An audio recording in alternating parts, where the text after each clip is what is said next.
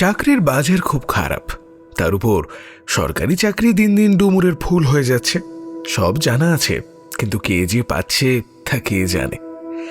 এর মধ্যে কিছু ভাগ্যবান ভাগ্যবতী আছেন যারা পিতামাতার অকাল প্রয়াণের কারণে তাঁদের চাকরি পেয়ে যান। কিন্তু ধরুন সেরকমই একটা চাকরি নিতে গিয়ে শুনলেন হঠাৎ করে কোথা থেকে আপনার একটা বোন বা ভাই গজে উঠেছে, আর চাকরিটা নাকি সেই পাবে। তখন আজ আপনারা শুনবেন লেখক পার্থ দের কলমে একটি মজার গল্প, পাকা চাকরি। পার্থ দের বলিষ্ঠ কলমের প্রমাণ পাওয়া যায় নিয়মিত প্রথম সারির বিভিন্ন পত্রপত্রিকায়। আনন্দবাজার পত্রিকা থেকে শুরু করে নবকল্লোল, প্রতিদিন প্রভৃতি প্রথম সারির পত্রপত্রিকায় তার লেখা প্রকাশিত হয়েছে একাধিকবার। আমাদের আজকের গল্পটি প্রকাশিত হয়েছিল নবকল্লোল পত্রিকায়। তাহলে আর দেরি না করে গল্পে যাওয়া যাক।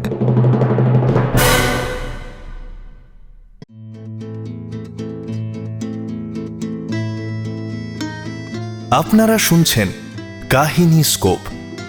প্রত্যেক সপ্তাহে আমরা আপনাদের জন্য নিয়ে আসি পুরনো বা সমকালীন সাহিত্যিকদের অনবদ্য কিছু গল্প।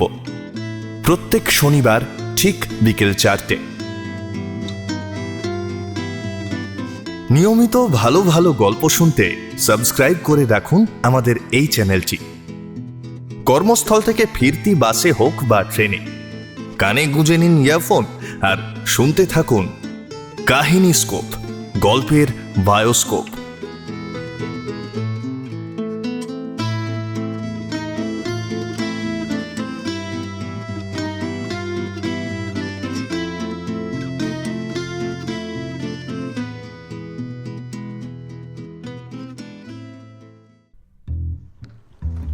সরকারি অফিস বাড়ির মধ্যে ঢুকলে একটা ঘুম ঘুম ভাব আসে। আধো অন্ধকার করিডোর, ওপরে ওঠার সিঁড়ির দেয়ালে পানের পিকের দাগ, বার্ডকেজ লিফটে প্রাগৈতিহাসিক লিফটম্যান। দপ্তরগুলোয় ঢুকলে চোখে পড়ে টেবিলের সারি, তার ওপর ডাঁই করে রাখা ধুলো পড়া নোংরা ফাইল। কড়িবর্গা দেওয়া উঁচু সিলিং থেকে লম্বা ডান্ডাওয়ালা পাখা নিচের দিকে ঝুঁকে পুরনো দিনের লং প্লেইং রেকর্ডের মতো শব্দ করে ঘুরে চলেছে। বেলা 1:30টার সময় যারা চেয়ারে বসে আছে তাদের মধ্যে 4 জন খবরের কাগজ পড়ছে, 3 জন খড়কে কাঠি দিয়ে দাঁত খোঁচাচ্ছে, বাকি 2 জন টিফিন বাক্স খুলে আয়েশ করে টিফিন খেতে খেতে ভাবছে 2:30 থেকে কাজ শুরু করবে। এরকম একটা অফিসে আমার চাকরি হবে। অবশ্য সেটা ভেবে আমার যে লজ্জা হচ্ছে এমনটা মোটেই নয়, বরং কিছুটা আনন্দই হচ্ছে। সোনার আংটি যেমন বাঁকা হলেও কিছু যায় আসে না, তেমনি সরকারি চাকরির রূপ জৌলুস না থাকলেও চলে। মাস গেলে ভালো মাইনে আছে, basic pay, DA, house rent, medical allowance সব গুনে গেঁথে পকেটে ভরে নিলেই হলো। চাকরিটা অবশ্য জুটেছে আমার বাপের দৌলতে। পিতৃদেব মরে গিয়েও আমার জন্য খাজানার দরজা খুলে রেখে গেছেন। ডাই ইন হার্নেসের চাকরি। আমার পিতৃদেব পশ্চিমবঙ্গ সরকারের চাকুরে ছিলেন, খাদ্য দপ্তরে চাকরি করতেন। খাদ্যের গণবন্টন ব্যবস্থা নিয়ে ইদানিং সরকার বা সাধারণ মানুষ কেউই বিশেষ মাথা ঘামায় না। ওই দপ্তরের 11টা ডাইরেক্টরেট বন্ধ হতে হতে 3টেতে এসে ঠেকেছে। উনি তার মধ্যেই নিজের চাকরিটা ধুকধুক করে টিকিয়ে রেখেছিলেন। ওর চাকরির দৌলতে আমাদের সংসারটাও টিকেছিল। তবে 8 বছর আগে মা ক্যান্সারে চলে যাওয়ার পর বাবা একটু এলোমেলো, একটু ছন্ন ছাড়া হয়ে পড়েছিলেন। আমার তখন ক্লাস 11। বাবা কখন বাড়িতে আসে কখন যায় কিছুই টের পাই না। আমিও ছাড়া গরুর মতো পাড়া চড়ে বেড়াই। রাতে বাড়ি ফিরি কি ফিরি না। 2 জনের দূরত্ব বাড়তে থাকলো। একই বাড়িতে 2 জন অপরিচিতের মতো থাকি, কোনো কথা হয় না। অগোছালো ঘরদোর, থমথমে পরিবেশ। পাড়ার লোকে বলতো ভূতের বাড়ি। এক পিসি এসে মাঝে মধ্যে ভূতের বাড়ির হাল ফেরানোর চেষ্টা করত, কিন্তু তার নিজের সংসার ফেলে কতদিন আর দাদার সংসারে ঝিগিরি করবে। একদিন পিসিও আমাদের ভূতের বাড়িকে টাটা করে চলে গেল। মায়ের ইহলোক ত্যাগের পরপরই আমার পড়াশোনাও মায়ের ভোগে চলে গেল। মিলন হলে নুন শোয়ের মার্কা ছবি দিয়ে শুরু হলো। টিকিটের পয়সা লাগতো না। লাইটম্যান ভানুদা ম্যানেজ করে হলে ঢুকিয়ে দিত। তারপর হেলা বটতলায় দিলীপদার গ্যারেজের পেছনের ঠেকে গাঁজার ধোঁয়ায় জীবনের দুঃখ উড়িয়ে পুড়িয়ে দেওয়ার দুঃখ বিলাস টেকনিক শিখলাম। এলাকার যত লাতখোর বন্ধু জুটে গেল, তপনা, নাক কাটা অসীম, পেটো পম্পম, মুরগি নিতাই। দিলীপদা বুঝিয়ে দিল মনের ক্ষত জুড়োনোর আসল অ্যান্টিসেপটিক হলো মদ। বুঝে গেলাম স্কুল কলেজের বিদ্যের চেয়ে ঢের বিদ্যে বেশি আছে দিলীপদার পেটে। তবে দিলীপদার আসল এলেম বুঝতে পারলাম আমার বাবার প্রথম হার্ট অ্যাটাকের পর। গাঁজার ধোঁয়া আর বোতলের বুদবুদের ভেতর দিয়ে একটা সূক্ষ্ম বুদ্ধি আমার মাথায় ঢুকিয়ে দিল। বান্টি, তুই গোষ্ঠদার একমাত্র ছেলে। গোষ্ঠদার সরকারি চাকরি, কিন্তু শরীরের যা হাল, কিছু একটা হয়ে গেলে অফিস থেকে তো চাকরির একটা ব্যবস্থা ঠিক। কথাটা সেদিন দিলীপদাকে শেষ করতে হয়নি, আমার অ্যান্টেনা ক্যাচ করে নিয়েছিল। সেদিন থেকে ডাই ইন হার্নেস এই শব্দটা মাথায় খোদাই হয়ে গেছিল। বাংলাটা অবশ্য খুবই বিচ্ছিরি। মৃত সরকারি কর্মীর পোষ্যের চাকরি, এই পোষ্যের তালিকায় স্ত্রী ছেলে মেয়ে সবাই পড়ে। কিন্তু দুনিয়াদারির মাস্টার ডিগ্রিধারী দিলীপদা আমার মাথায় সার কথাটা ঢুকিয়ে দিয়েছিল। আমি মানে রাহুল দত্ত, সান অফ গোষ্ঠবিহারী দত্ত, বাপের একমাত্র ছেলে, এই দত্ত খানদানের একলতা জিতা জাতা ওয়ারিশ। তাই পিতৃদেবের কিছু হলে চাকরি বিষয় আশয় সব আমিই পাব। আমি বিকম পাস, এমন আইকম বাইকম ডিগ্রি নিয়ে বাংলা বাজারে নিজের দমে যে চাকরি জুটবে না তাও বহুদিন আগেই বুঝে গিয়েছিলাম।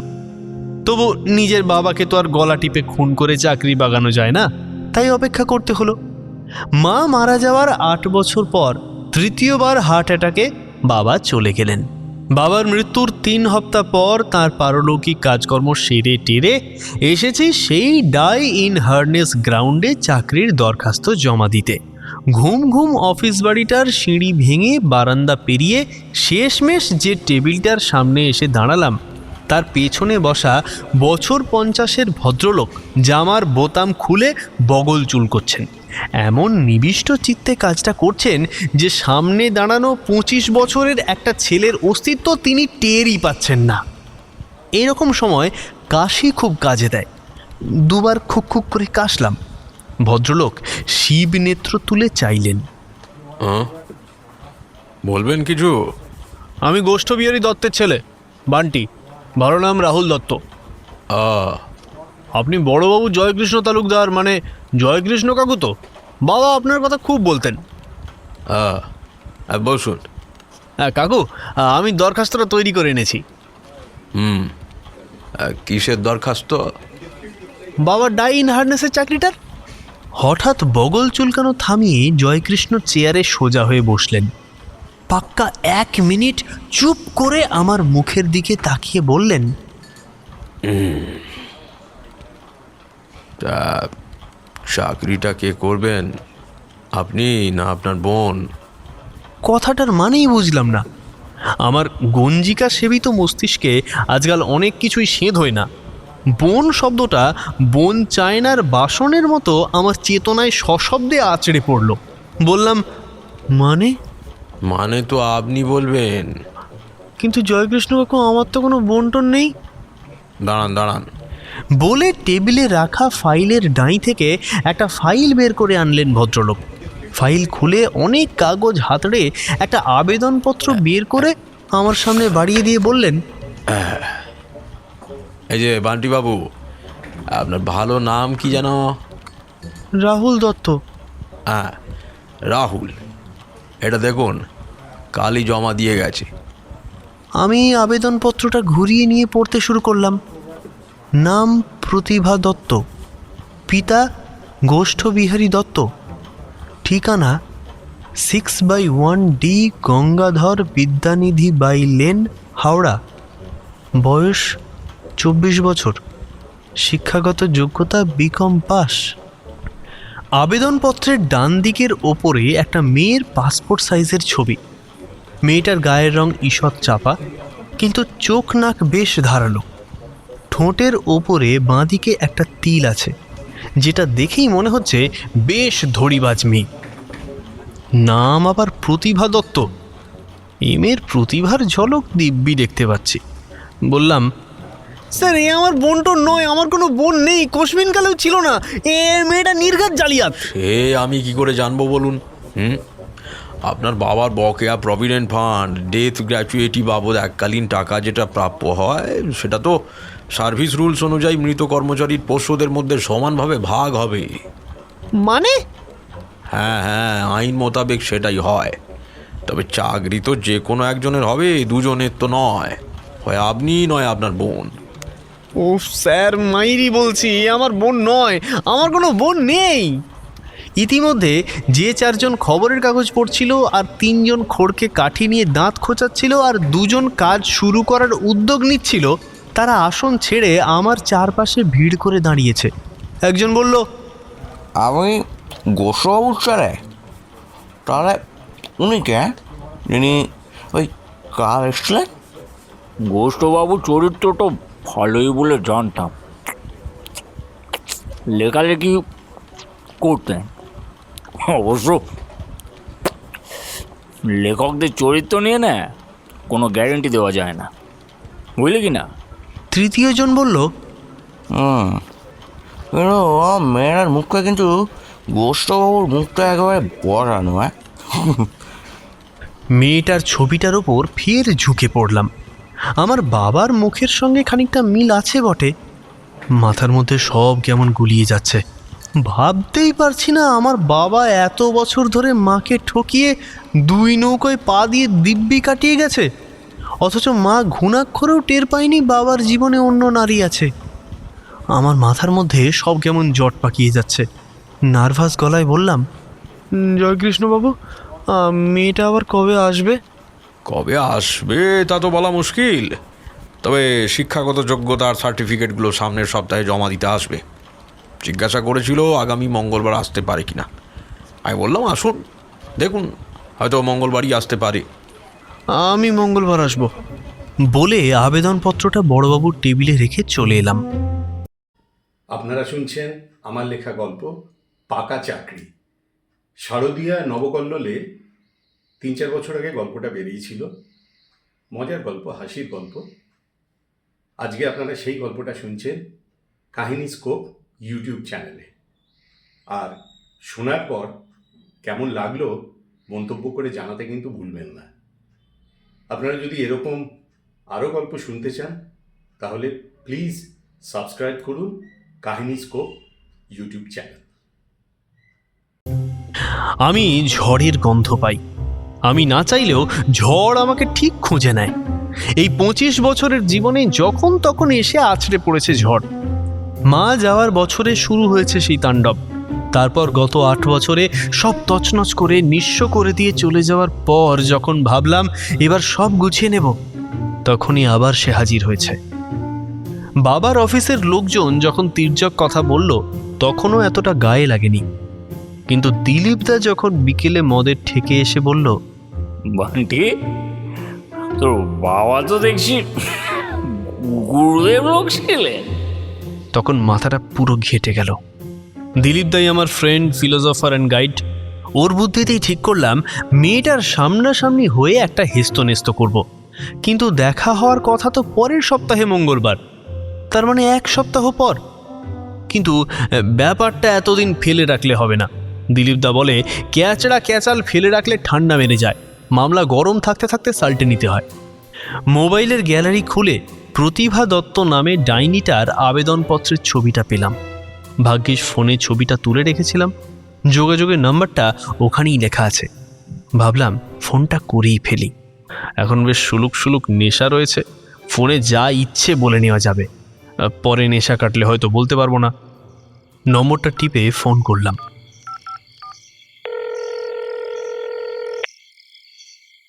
রিং হচ্ছে ওপাশে। হ্যালো, হ্যালো, কে বলছেন? আপনি কে বলছেন? আরে আপনি কে বলছেন? আপনি তো ফোনটা করলেন। আশ্চর্য মানুষ তো। আমি বান্টি, মানে রাহুল। একটু থমকে বললাম। আমি অঞ্জলি, মানে কাজল। আপনি আমার সঙ্গে ইয়ার্কি করছেন?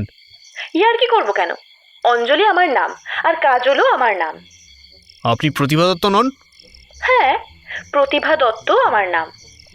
আসলে এক একজন আমাকে এক এক নামে ডাকে, তবে আপনি আমাকে টিয়া বলে ডাকতে পারেন। আরে আপনাকে আমার কোনো নামই ডাকার ইচ্ছে নেই, একটা দরকারি কথা বলার জন্য ফোন করেছিলাম। জানি তো দরকারি কথাটা কি। ট্রুকলারের নামটা আগেই দেখেছি, রাহুল দত্ত। তার মানে সন অফ গোষ্ঠ বিহারী দত্ত, তাই তো? ভীষণ চমকে উঠলাম। এ তো মারাত্মক মেয়ে। মেয়ে না, মেয়ে ছেলে। দাঁতে দাঁত চেপে বললাম, কি জানেন আপনি? জানি যে আপনি আমার বাবার অযোগ্য সন্তান।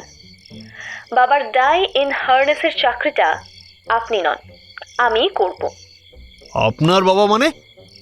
আপনি জালিয়াত ফ্রড কোথাকার! অন্যের বাবাকে নিজের বাবা বলে চালাচ্ছেন? মুখ সামলে। কিসের মুখ সামলে? ফ্রড, চিট, তোকে আমি পুলিশে দেব। আমি ফ্রড? তুই কি গেজেল মাতাল অকম্মার ঢেকে? আমি প্রমাণ করে দেব গোষ্ঠ বিহারী দত্ত আমার বাবা। তুই রাখ ফোন, তোকে আমি দেখে নেব বলে দিলাম। তুই কত বড় হনু সেটা আমিও দেখব। চুপ! তুই চুপ। তবে রে। তবে রে। ফোনটা কেটে দিলাম। রাগে সর্বাঙ্গ জ্বলে যাচ্ছে। পুরো ভেজা ফ্রাই করে ছাড়লো মেয়েটা। বলল ও নাকি প্রমাণ করে দেবে ও গোষ্ঠবিহারী দত্তর মেয়ে। এক্ষুনি একজন উকিলের সঙ্গে কথা বলা দরকার। অনিমেষ কাকু বাবার বন্ধু, জেলা কোর্টের উকিল। ব্যারাকপুরের দিকে কোথায় যেন থাকেন। বাবার অসুস্থতার সময় মাঝে মধ্যে বাড়িতে আসতেন। অবশ্য ইদানিং আমাকে এড়িয়ে চলতেন। ছোট্ট একটা ঘটনা, এমন কিছু নয়। তার জন্য উকিল ভদ্রলোক বখেরা খাড়া করে দিলেন। আমার গাঁজার ঠেকের বন্ধু নাক কাটা অসীম ক্ষুদিরাম কলোনি থেকে একটা মেয়েকে তুলে নিয়ে দীঘা পালিয়ে গেছিল। ফিরে আসার পর মেয়েটা আবার নিজের বাড়ি ফিরে যায়। ঘটনাটা নিয়ে সেদিন মালের থেকে খুব খিল্লি আলোচনা এইসব হয়েছিল। আমি মালটাল টেনে বাড়িতে ফিরে দেখি বাবার ঘরে অনিমেষ কাকু বসে। ভদ্রলোককে কিছুটা রসিকতা করেই আচমকা প্রশ্নটা করেছিলাম, কাকু, বিয়ের মিথ্যে প্রতিশ্রুতি দিয়ে মেয়েদের সঙ্গে সহবাস করলে কি সিআরপিসির দ্বারা লাগু হয়, নাকি ওটা পিএনপিসিতেই মিটে যায়? কথাটা শুনে উনি কেমন হতভম্ব হয়ে গিয়েছিলেন। তারপরেই প্রচণ্ড রেগে উঠে চলে গিয়েছিলেন। আমার সঙ্গে তারপর থেকে কথা বলা বন্ধ। আর তাতে অবশ্য আমার কিছু যায় আসেনি। ভেবেছিলাম উকিল অনিমেষ চৌধুরীকে আমার জীবনে কখনো দরকার পড়বে না, কিন্তু নিজের চাকরির প্রয়োজনে আজ এতদিন পর ফের দরকার পড়ল। ফোন করলাম অনিমেষ কাকুকে। কাকু, আমি বান্টি, মানে রাহুল। ফোনের ওপাশে কাকুর বিরক্ত গলা। চিনেছি, বলো। আর ডাই ইন হার্নেসের চাকরির একাধিক দাবিদার থাকলে সেক্ষেত্রে কি হবে কাকু? চাকরি তো একজনেরই হবে, বাকিদের নো অবজেকশন সার্টিফিকেট লাগবে। নো অবজেকশন লাগবেই? হ্যাঁ, ওটা লাগবেই। ওটা ছাড়া হবে না? আজ্ঞে না। মানে একেবারেই হবে না? শেষবার না বলে কাকু ফোনটা কাটলেন, কিন্তু আমি স্পষ্ট শুনতে পেলাম ফোন কাটার আগে উনি স্বগতোক্তি করলেন, না বললাম তো, মামা বাড়ির আবদার নাকি। ওর শেষ কথাটা শুনে ঝট করে মনে হলো মামারা কি তাহলে কোনোভাবে জানতে পারে বাবার দ্বিতীয় বিবাহ, মানে একাধিক বিবাহ হয়েছিল কিনা। আমার দুই মামা, তার মধ্যে বছরখানেক আগে বড় মামা গত হয়েছেন। ছোট মামা আমার অভব্য আচরণ, উচ্ছৃঙ্খল জীবনযাপনের কারণে ইদানিং আমার সঙ্গে সম্পর্ক ছিন্ন করেছেন। তবুও মরিয়া হয়ে তাকেই ফোন করলাম। মামা, আমি বান্টি বলছি। হ্যাঁ, এত রাত্রিরে ফোন করেছো, সব ঠিক আছে তো? অবশ্য এখন দিদি জামাইবাবু নেই, তোমার তো ভালো থাকারই কথা। শ্লেষটা ঠিক গায়ে মাখলাম না। বললাম, মামা, আমার বাবা কি দুটো বিয়ে করেছিলেন? কি যাতা বলছো? আবার ওইসব চাইপাশ খেয়ে রাত দুপুরে মাতলামি করছো? আর না মামা, সত্যি বলছি, ফুল সেন্সে আছি আমি।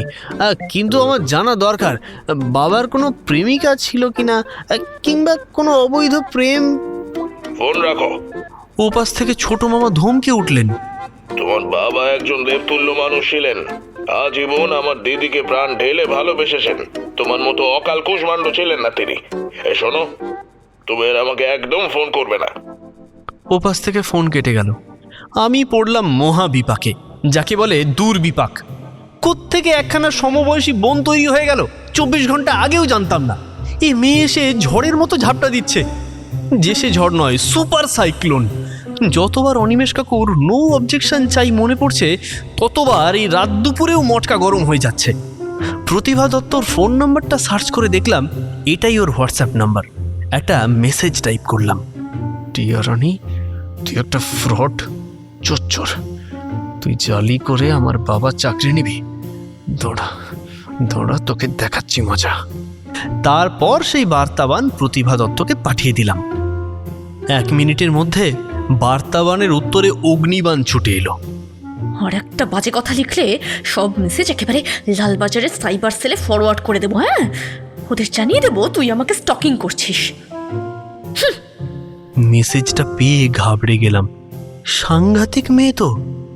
বুঝলাম এবার লড়াই শিয়ানে শিয়ানে, এভাবে ভয় দেখিয়ে গাল পেড়ে হবে না, সামনাসামনি দেখা করে একটা হেস্তনেস্ত করতে হবে। পরের মঙ্গলবার 10টা নাগাদ বাবার খাদ্য দপ্তরের অফিসে হাজির হলাম। 10টা নাগাদ সরকারি দপ্তর ফাঁকা। আমি হেড ক্লার্ক জয়কৃষ্ণ তালুকদারের টেবিলের উল্টো দিকে ভিজিটার্স চেয়ারে বসেছি। এরপর 10টা থেকে 11:30 পর্যন্ত 1-2 করে কর্মচারী অফিসে ঢুকছে আর আমাকে অবাক হয়ে দেখছে।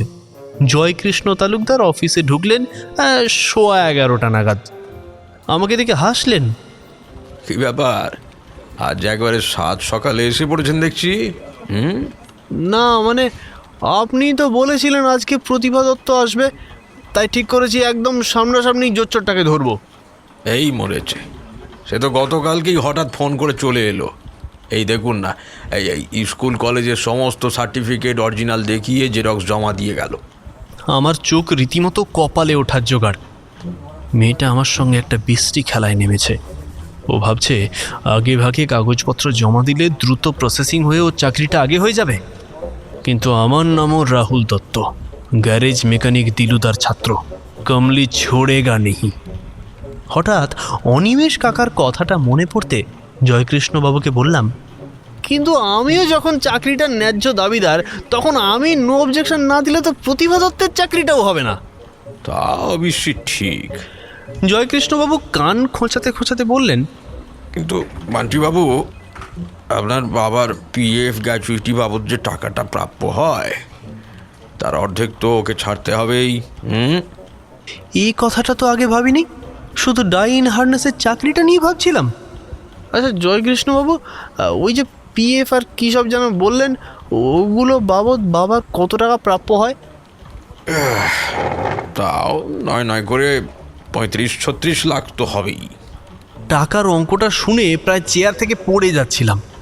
পরক্ষণে যেই মনে হলো 35 লাখের অর্ধেক মানে 17,50,000 টাকা কোনো এক অলপ পেয়ে প্রতিভা দত্তের অ্যাকাউন্টে ঢুকে যাবে, তখনই মুখটা তেতো হয়ে গেল।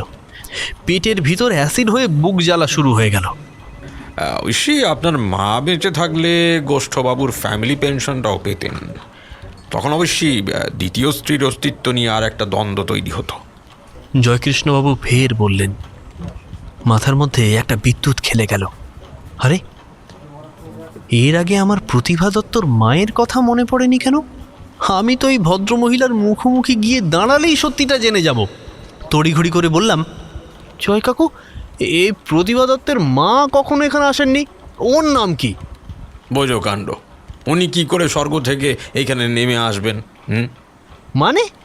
মানেটা তো সোজা। জয়কৃষ্ণবাবু কষাটে হাসি মুখে এনে বললেন, এই ভদ্রমহিলা 3 বছর আগে মারা গেছেন। এই তো ওর ডেথ সার্টিফিকেট জমা দিয়ে গেছে মেয়েটি। নিন দেখুন। কথাগুলো বলে ফাইল থেকে একটা ডেথ সার্টিফিকেট বের করে এগিয়ে দিলেন জয়কৃষ্ণ তালুকদার। হতভম্ব হয়ে দেখি মৃত্যুর সার্টিফিকেটে গোটা গোটা অক্ষরে ছাপা আছে মৃতের নাম শ্রীমতী অর্চনা দত্ত, স্বামী গোষ্ঠবিহারী দত্ত, বয়স 48। কোনো ভুল নেই, মৃত্যুর তারিখ 3 বছর আগের একটা দিন। আমি বেশ ঘাবড়ে গেছি। শুধু ঘাবড়েই যায়নি, দমেও গেছি। এতদিন মনে হচ্ছিল ব্যাপারটা একটা প্র্যাঙ্ক, কিন্তু এখন তো প্রমাণ আমার চোখের সামনে। তার মানে এই ভদ্রমহিলার সঙ্গে আমার বাবার সত্যিই বিয়ে হয়েছিল। ইচ্ছে করছিল এই সার্টিফিকেটটা নিয়ে গিয়ে আমার ছোট মামার নাকের সামনে ধরে বলি, এই দেখো দেখো তোমার জামাইবাবু কেমন দেবতুল্য ছিল, তোমার দিদিকে সারা জীবন ঠকিয়েছে। আমি না হয় মদ গাঁজা ভাং খাই, কিন্তু তোমার জামাইবাবু মানে আমার পিতৃদেব আমার চেয়েও এক কাঠি ওপরে, বউ থাকতে অন্য মেয়ে মানুষের সঙ্গে লটর পটর করতো। সন্ধ্যাবেলা দিলুদার গ্যারেজে ঠেকে গিয়ে মনের দুঃখে মালটাল খেয়ে কেতরে পড়লাম। তপনা, নাক্কাটা অসীম, পেটো পম্পম, মুরগি নিতাই সকলেই ছড়িয়ে ছিটিয়ে বসেছিল। পেটো পম্পম বলল, কি রে বান্টি, বাবার ডাইন হার্নেসের চাকরি বাগাচ্ছিস? পার্টি দিবি না বস? আমি প্রায় ভ্যাঁ করে কেঁদে উঠতে যাচ্ছিলাম। মনের ভিতরে জমানো দুঃখ কান্না হয়ে বেরিয়ে এলে একটা চোখের জলে পুকুর হয়ে যেত। দিলুদা বলল, মালটা কেস খেয়েছে। এই 25 বছর বয়সে নতুন করে বোন হয়েছে, সে বোন আবার বলছে দাদা চাকরি নিয়ে নেবে। বোঝো, ঠিক সব থেকে সিরিয়াস ছেলে মুরগি নিতাই, বাজারে মুরগি কাটে। সে সব শুনে টুনে বলল, এই চল তো, টিয়াকে আস্তে করে জবাই করে দিই। শুনে তো আমার চোয়াল ঝুলে পড়ল। এ বলে কি নিতাই?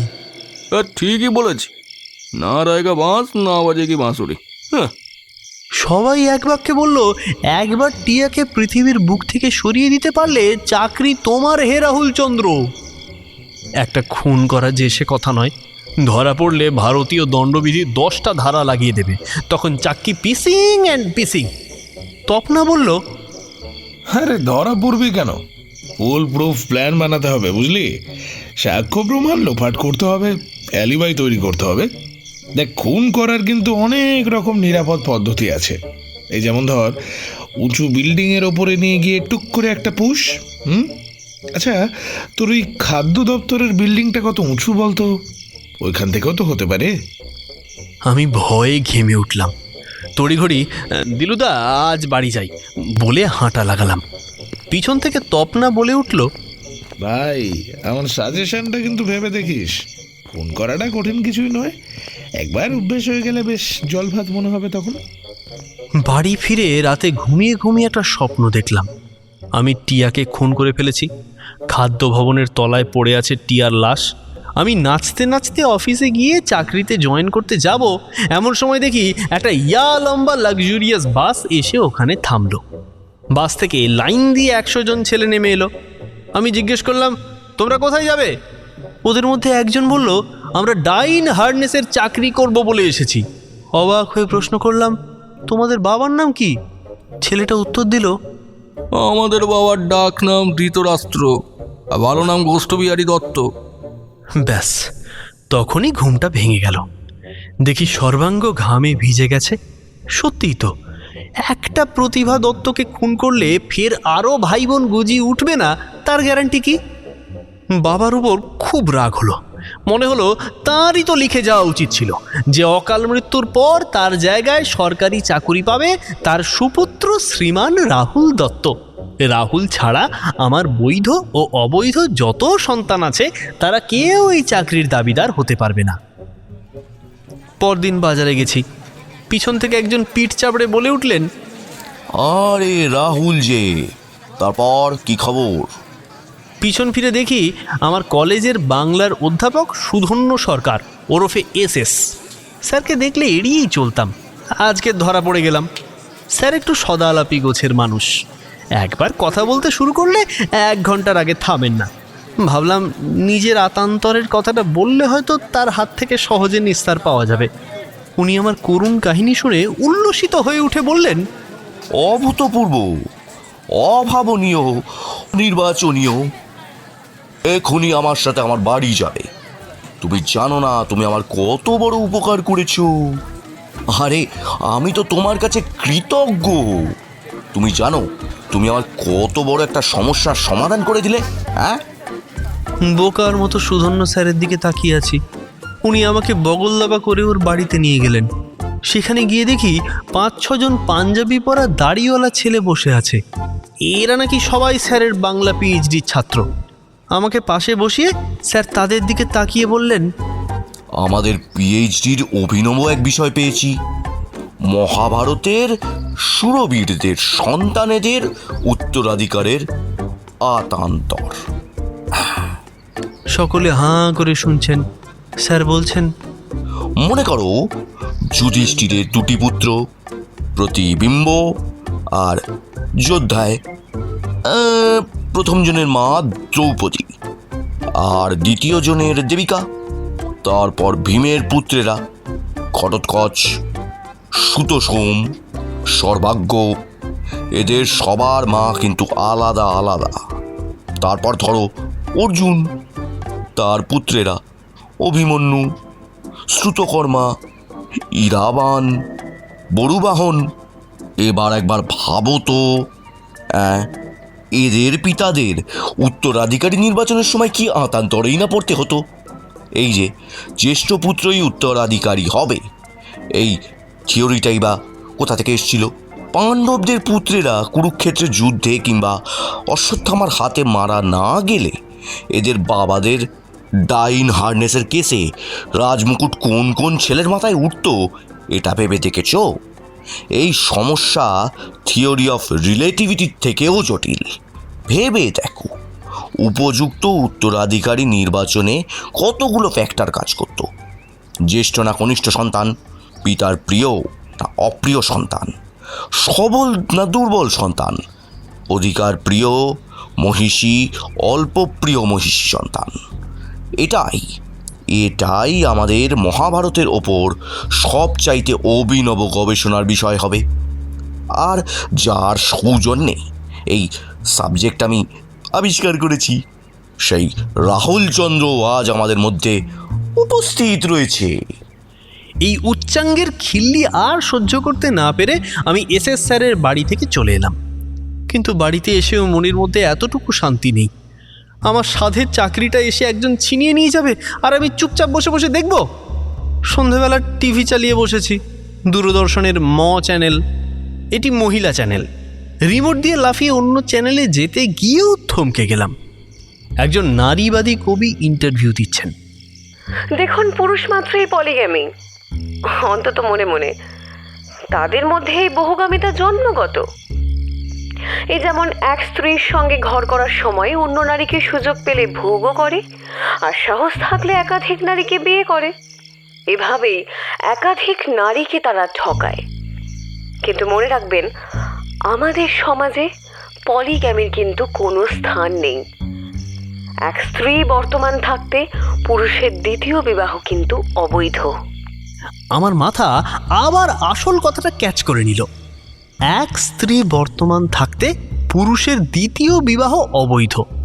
পরদিন সকালে উঠেই আবার খাদ্য দপ্তরের অফিসে ছুটলাম। জয়কৃষ্ণ তালুকদারের সামনে বসে একটা জয়ের হাসি দিয়ে বললাম, জয় কাকু, এক স্ত্রী বর্তমান থাকতে পুরুষের দ্বিতীয় বিবাহ অবৈধ। আমাদের সমাজ পলিগ্যামির প্র্যাকটিসকে বৈধতা দেয় না, তাই আমার বাবার 2 নম্বর বিয়েটা অবৈধ। বাবার প্রাপ্য টাকা, চাকরিতে মিস প্রতিভা দত্তের দাবি থাকতে পারে না। ওকে বলে দেবেন এবারের মতো চান্সটা মিস করলো। তাই নাকি? বলে জয়কৃষ্ণ তালুকদার ফের বগল চুলকোতে চুলকোতে বললেন, ওরে কে আছিস? এই গৌর, আমাদের পশুপতি ঘোষের লেখা ওই ওয়েস্ট বেঙ্গল সার্ভিস রুলটা নিয়ে আয় দেখি। গৌরহরি নামের অফিস পিয়নটি একটা থান ইট সাইজের ঢাউস বই নিয়ে ধড়াম করে টেবিলের উপর রাখল। জয়কৃষ্ণবাবু বইটার পাতা উল্টাতে শুরু করলেন। আমি তাকিয়ে আছি, উনি পাতার পর পাতা উল্টেই যাচ্ছেন। হঠাৎ একটা জায়গায় এসে থমকে দাঁড়ালেন। এই তো পেয়েছি। আইনে বলছে বিয়ে অবৈধ হলেও তাদের সন্তানাদিকে অবৈধ বলা যায় না। আইন এখানে সন্তানদের ব্যাপারে ভীষণ সহানুভূতিশীল। বাপের চাকরির টাকায় তাদের অধিকার ন্যায্য। আমি হতাশ চোখে তাকালাম। তাহলে সেই থোড়বড়ি খাড়াই রয়ে গেল। বাপের অর্থে সব সন্তানের সমান অধিকার, সে বৈধ কি অবৈধই হোক।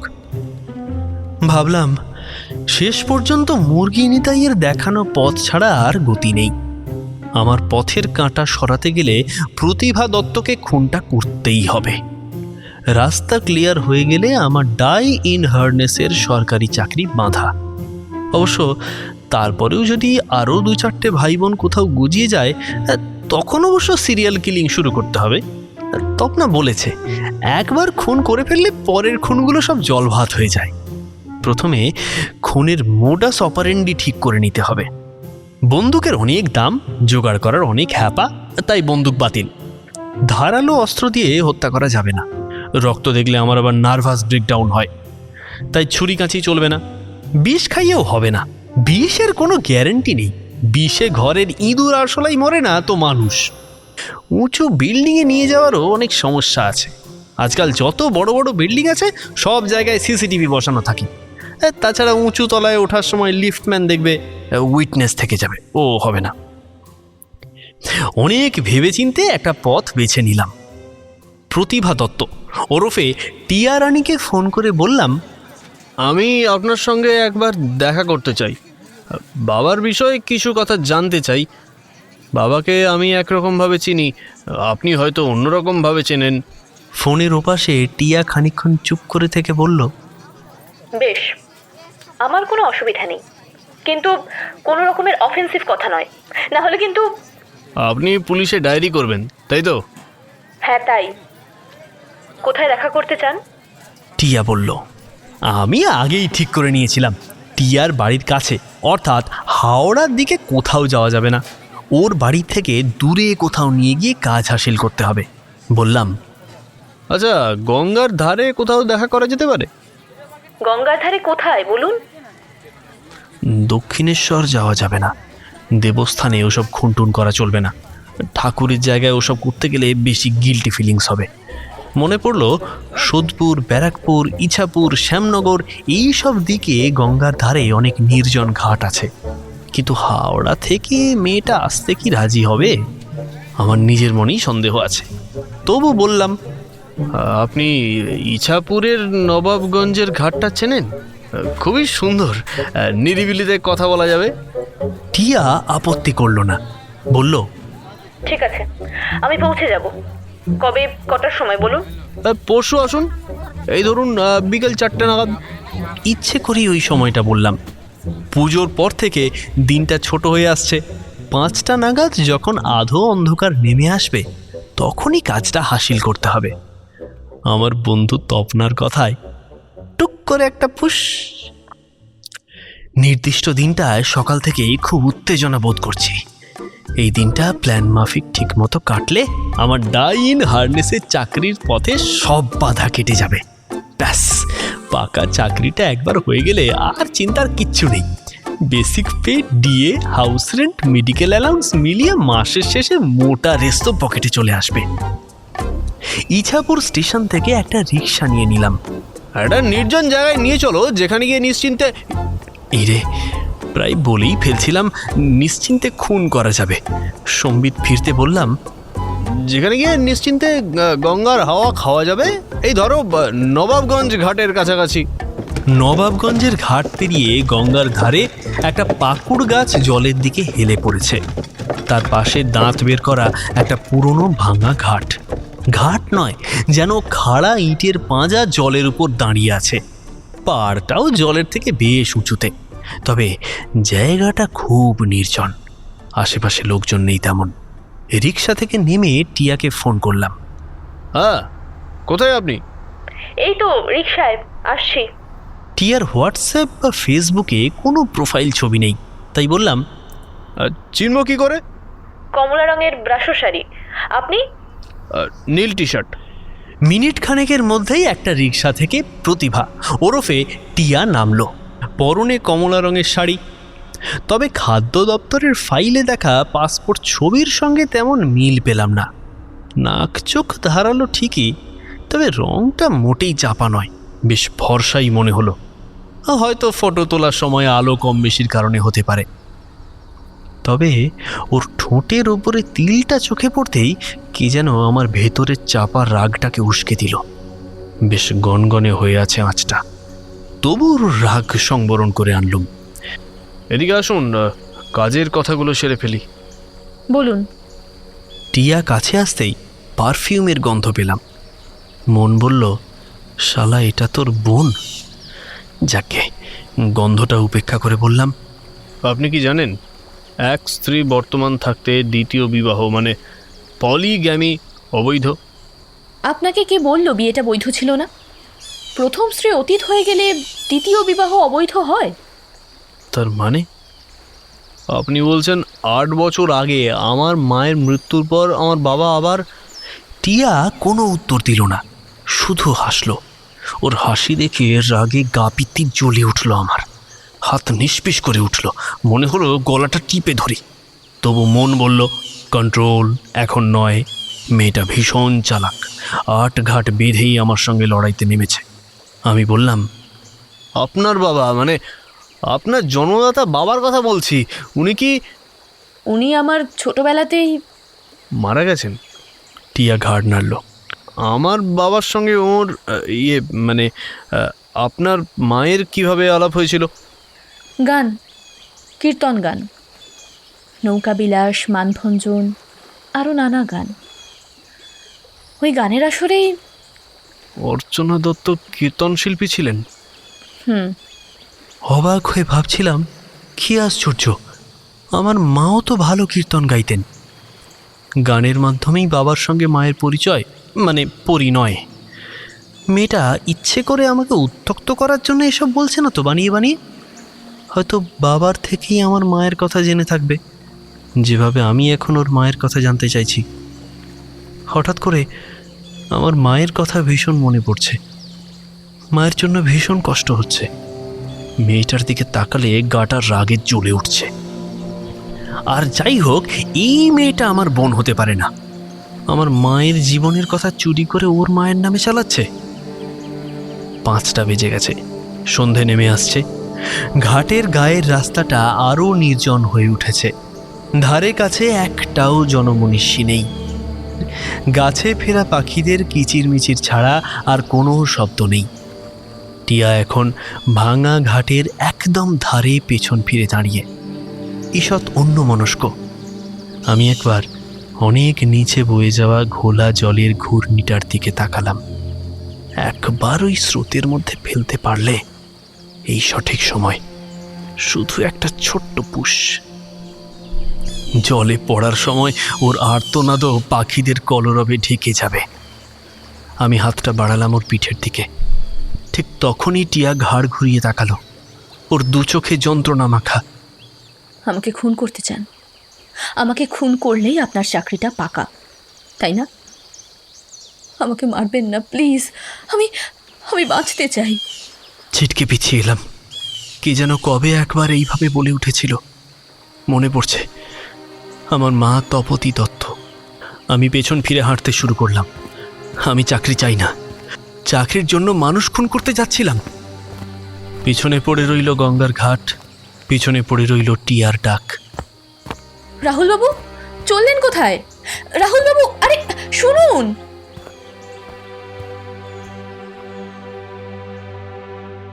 8-9 মাস হয়ে গেছে খাদ্য দপ্তরের পথ মাড়ায়নি। ডাইন হার্নেসের চাকরিতে আমার আর কোনো আগ্রহ নেই। কে জানে, হয়তো প্রতিভা ওরফে টিয়া ওই চাকরিটা পেয়ে গেছে। আসলে আমার জীবনটাই বদলে গেছে, বদলে দিয়েছে সেদিন গঙ্গার ধারে ফিরে আসা মায়ের স্মৃতির ঝলক। আমার মা তপতী দত্তের স্মৃতি আমাকে ফের মানুষ করে তুলেছে। বহুদিন হলো দিলীপদার গ্যারেজের নেশার ঠেকে আর যাই না। বাড়ির তলায় একটা ছোট্ট দোকান করেছি, তপতী স্টোর্স। শুরুতে শুধু বিড়ি সিগারেটের দোকান ছিল, এখন ব্যবসা একটু বাড়ায় বাচ্চাদের টফি, বাবলগাম, বিস্কুটের প্যাকেট, ডিম, কোল্ড ড্রিঙ্কস সবই রাখছি। দোকানটাই এখন আমার ধ্যান জ্ঞান। আষাঢ় মাসের বিকেলগুলো ঝেঁপে বৃষ্টি আসে, তখন দোকান আর জমে না, গ্রাহকরা ঘরের ভিতরে সিঁধিয়ে যায়। এরকম একটা সন্ধে দোকানের ঝাঁপ ফেলবো কিনা ভাবছি, এমন সময় নীল লেডিস ছাতা মাথায় দিয়ে হিল জুতো ঠকঠকিয়ে একটি মেয়ে আমার দোকানের সামনে এসে দাঁড়ালো। খানিকক্ষণ মুখের দিকে তাকিয়ে চিনতে পেরে বললাম, হো আপনি? একদিনই মাত্র দেখেছিলাম, তাও 8-10 মাস আগে। একদিনের দেখাই মনে থাকে বলুন? মনে নেই বলছেন? অত লড়াইয়ের পরও? বাদ দিন, আপনার খাদ্য দপ্তরের চাকরি কেমন চলছে বলুন? চলছে না মোটেই। সে কি, কেন? চাকরির নতুন কোনো দাবিদার হাজির হয়েছে বুঝি? আমি তো চাকরিটা নিইনি, আপনার চাকরি আপনাকেই ফেরত দিতে এলাম। কি বলছেন আপনি? আপনার বাবার ডাইন হার্নেসের চাকরি নিলেন না কেন? আমার বাবা। মেয়েটা একটা দুষ্টুমি ভরা হাসি দিয়ে বলল, ঠিকই বলেছেন, আমার বাবা। তবে তবে গোষ্ঠ কাকুকে আমি ধর্মপিতা মানতাম। ওর চাকরি নয়, উনি আমাকে একটা কাজ দিয়ে গিয়েছিলেন, সেটাই করেছি। কি কাজ? শুদ্ধিকরণের কাজ। আপনাকে। ততক্ষণে দেখি মেয়েটির পিছনে এক ভদ্রলোক এসে দাঁড়িয়েছে। চমকে উঠলাম, আরে এ তো অনিমেষ কাকু, অনিমেষ চৌধুরী, আমার বাবার উকিল বন্ধু। অনিমেষ কাকু বললেন, বান্টি, আজ তোমাকে একটা ছোট্ট গল্প বলি। আমার এক বন্ধু হৃদরোগে আক্রান্ত হয়ে তখন মৃত্যু শয্যায়। আমার হাতটা ধরে বলেছিল, হনি, তোর মেয়েটাকে আমায় দে, আমার পাষণ্ড ছেলেটাকে মানুষ করে দিক। তখন তার ছেলের সঙ্গে আমার মেয়ের বিয়ের প্রতিশ্রুতি প্রায় দিয়ে ফেলেছি। এমন সময় সেই পাষণ্ড ছেলে মদ্যপ অবস্থায় ঘরে ঢুকে আমাকে জিজ্ঞেস করলো, কাকু, বিয়ের মিথ্যে প্রতিশ্রুতি দিয়ে মেয়েদের সঙ্গে সহবাস করলে কি সিআরবিসির ধারা লাগু হয়, নাকি ওটা পিএনপিসিতেই মিটে যায়? আমি তখন স্তম্ভিত হয়ে ভাবি, এই পাষণ্ড ছেলের সঙ্গে আমি মেয়ের বিয়ে দিতে যাচ্ছিলাম। ভীষণ অপমানিত হয়ে ফিরে আসি। পরের দিনই অসুস্থ শরীর নিয়ে গোষ্ঠ আমাদের বাড়িতে আসেন। গল্পের পরের অংশটা টিয়া বলল, তার পাষণ্ড সন্তানের ব্যবহারের জন্য বারবার আমার বাবার কাছে ক্ষমা চান। আমার হাত ধরে ধরা গলায় বলেন, আমাকে ক্ষমা করে দে মা, পরের জন্মে তুই যেন আমার মেয়ে হয়ে জন্মাস। আমি বলেছিলাম, পরের জন্মে কেন কাকু, এই জন্মেই আমি তোমার মেয়ে হয়ে দেখিয়ে দেব। আমি বিমূঢ়ের মতো অনিমেষ কাকু আর টিয়ার দিকে তাকিয়ে আছি। বললাম, তাহলে অর্চনা দত্তকে? অনিমেষ কাকু হাসলেন, বছর খানেক আগে কোর্টের সেরেস্তায় আমার কাছে টিয়ার বয়সী একটি মেয়ে এসেছিল। নাম প্রতিভা দত্ত। তার বাবা ও মায়ের মৃত্যুর পর ওয়ারিশন সার্টিফিকেট বের করতে। তখনই তার মায়ের ডেথ সার্টিফিকেটে দেখেই আমি একেবারে চমকে উঠি। মৃতের নাম অর্চনা দত্ত আর স্বামী গোষ্ঠ বিহারী দত্ত। আমার বন্ধু গোষ্ঠর সমনামী ছিল মেয়েটির বাবা। মেয়েটির কাজ করে চলে যাওয়ার পর সার্টিফিকেটের কিছু জেরক্স কপি আমার ফাইলে রয়ে যায়। সেই কাগজপত্র দেখে একদিন আমার মেয়ে টিয়ার এই দুর্বুদ্ধি চাপে। তখন বাপ বেটিতে মিলে তোমার শুদ্ধিকরণের কাজে নেমে পড়ি। খাদ্য দপ্তরের হেড ক্লার্ক জয়কৃষ্ণ আমার শ্যালক। আমাদের এই কাজে তাই ওর সাহায্য পেতে খুব একটা বেগ পেতে হয়নি। ও বলা হয়নি, টিয়ার ভালো নাম নন্দিনী চৌধুরী। আমি হতভম্ব হয়ে দাঁড়িয়ে আছি। নন্দিনী ওরফে টিয়া হেসে বলল, আপনার চাকরি আমি ফিরিয়ে দিলাম। আমি বিকম পাস নই, রসায়নে এমএসসি। চাকদায় একটা হায়ার সেকেন্ডারি স্কুলে পড়াই। ভালো থাকবেন রাহুল বাবু। সেদিন গঙ্গার ধারে আপনার ভিতরের পাষণ্ডটা মরে গিয়ে ভালো মানুষটা বেঁচে উঠেছিল দেখে আমি খুব আনন্দ পেয়েছি। 1 মাস পর আমার বাবার ডাই ইন হার্নেসের চাকরিটায় জয়েন করলাম। সেই ঘুম ঘুম খাদ্য দপ্তরের সরকারি অফিস। তার পরের দিন বিকেলে অফিস থেকে বেরিয়ে কিসের টানে সোজা ব্যারাকপুর স্টেশনে চলে গেলাম। ডাউন শান্তিপুর লোকাল সন্ধে 6:30 স্টেশনে ঢোকে। ট্রেনটা প্ল্যাটফর্মে ঢুকতেই আমি লেডিস কম্পার্টমেন্টের দিকে এগিয়ে গেলাম। দিদিমণি নন্দিনী চৌধুরী ট্রেন থেকে নেমেই অবাক চোখে তাকালো। আরে আপনি এখানে? আপনার সঙ্গে একটু চা খেতে এলাম। তাছাড়া অন্য আরেকটা কাজও আছে। কি কাজ মশাই? ঘাড় চুলকে বললাম, আপনার কাছে একটা দরখাস্ত জমা দেব। আন্দাজ করতে পারছি কিসের দরখাস্ত। নন্দিনী হাসলো, তাই মঞ্জুর হবে? হবে, কিন্তু আমার বর্তমান প্রেমিকটা মরলে ডাই ইন হার্নেসের কেস। ওর উত্তর শুনে আমি মুখটা কাঁচুমাচু করতেই নন্দিনী খিলখিল করে হেসে উঠল। Just kidding, just kidding. তবে কথাটা শুনে আপনার মুখখানা যা হয়েছিল না, উফ, দেখার মতো।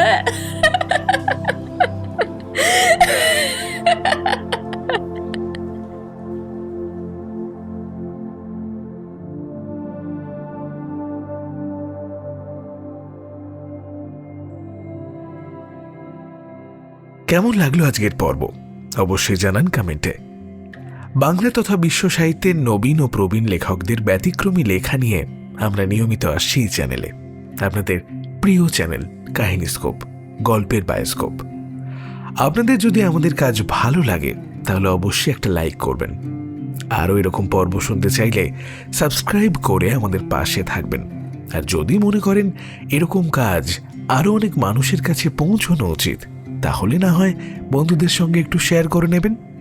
আপনাদের এই ছোট্ট ভালোবাসা আমাদের পৌঁছে দিতে পারে আরো অনেক মানুষের কাছে। আজকের গল্প পাঠে অর্থাৎ কথকের চরিত্রে ছিল সৌম্য, জয়কৃষ্ণবাবু কৌশিক, দিলীপ দা অর্পণ, প্রতিভা দত্ত বর্ণিশা, অনিমেষ কাকু এবং নিতাইয়ের চরিত্রে শুভঙ্কর, পেটো পম্পমের চরিত্রে সুশ্রিক, তপনা ও মামার চরিত্রে কুন্তল, নারীবাদী কবি তানিশা, জনৈক ব্যক্তি অর্পণ, গল্পের সূত্রধর আমি অর্থাৎ কুন্তল, সাউন্ড ডিজাইনে ফিনিক্স, মূল গল্প পার্থদেব, কভার ডিজাইনে মোনালিসা, গ্রাফিক্স ডিজাইনে ইনভিজিবল ম্যান এবং গল্পের সমগ্র পরিচালনা এবং স্ক্রিপ্টে সুশ্রিক। আগামী সপ্তাহে আমরা আবারও ফিরছি আরও একটি নতুন গল্প নিয়ে। সঠিক সময় নোটিফিকেশন পেতে অবশ্যই সাবস্ক্রাইব করে রাখুন আমাদের চ্যানেলটি, আর পাশে থাকা বেল আইকনটি প্রেস করতে ভুলবেন না। তাই দেরি না করে সাবস্ক্রাইব করে নিন আমাদের চ্যানেল কাহিনীস্কোপ, গল্পের বায়োস্কোপ।